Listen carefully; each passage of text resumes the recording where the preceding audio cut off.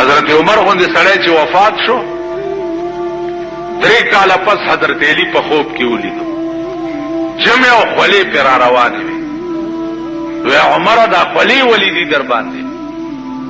ویل خولې را باندې ځکه دي چې ما د خپل دور حکومت حساب چې دی اوس په 3 کاله کې خدای ته خلاص کړ، اوس وزګار شو.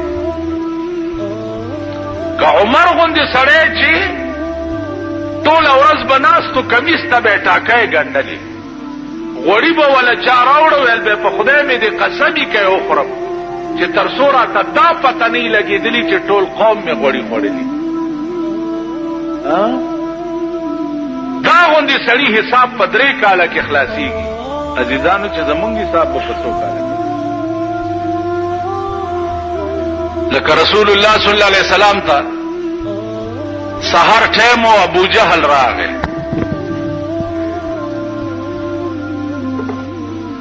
لاس کې کاڼي نیولې دي، کته پیغمبر او د اسمانونو خبر تعالی راځي، نو وایه کنه زما د لاس کې څه شی دی؟ وایه.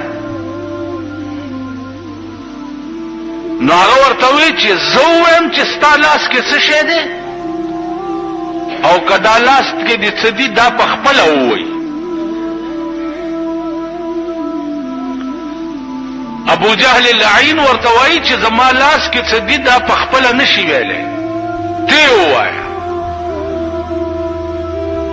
نو رسول الله صلی الله علیه وسلم د هغه د لاس ته په یو ګوته اشاره وکړه، چې داسې اشاره ورته وکړه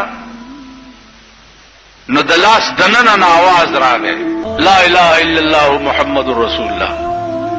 مونږ د رسول الله په لاس د ابو جهل په لاس کې کاڼي یو او دومره یو.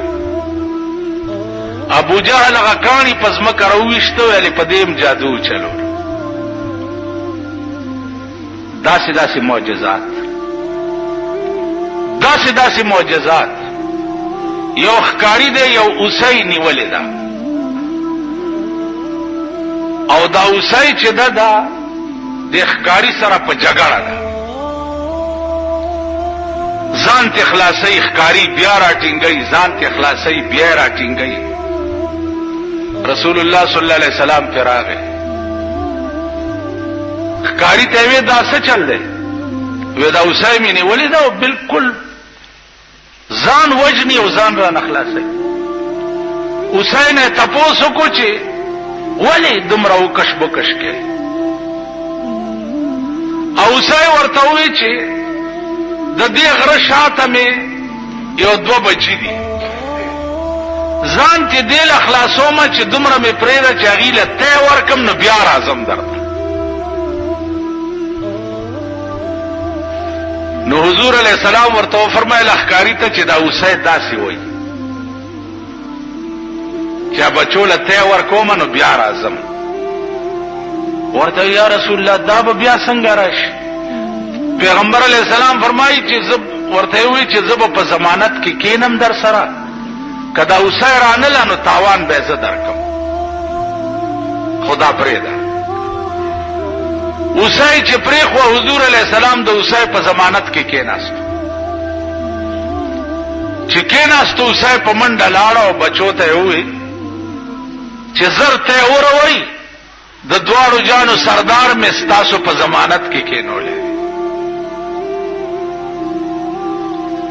بچو ورته وی چې زمونږ ستا تی په مونږ حرام دی چې څو پورې مغه د ضمانت نه نه خلاص کړي. مورې مخکې او بچی ورپسې. مورې چې راله ښکاري ته حضور علیه السلام ته وی چې یا رسول الله زه خو رالم چې ته د ضمانت نه وځې، او دا بچی مې وی چې مونږ د ده په ناموس قربان یو، مونږ هم د دې ښکاري شو. داسې داسې معجزات